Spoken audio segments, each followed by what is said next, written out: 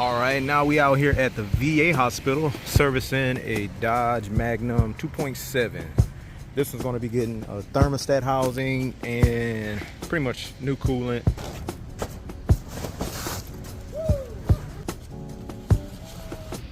Pretty simple procedure to get to this thermostat housing.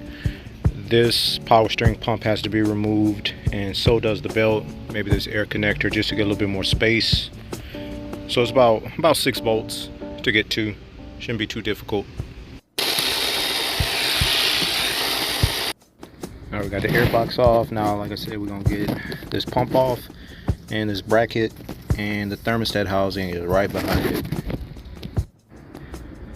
All right, got the pump off. Now we get this bracket out the way. Look like a 10 millimeter, a 12 millimeter, and another 10. And then the housing is right there. I'm gonna drain this coolant into a bucket too.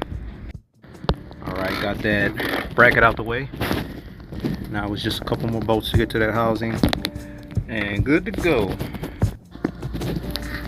Got the new housing installed. That's the old one.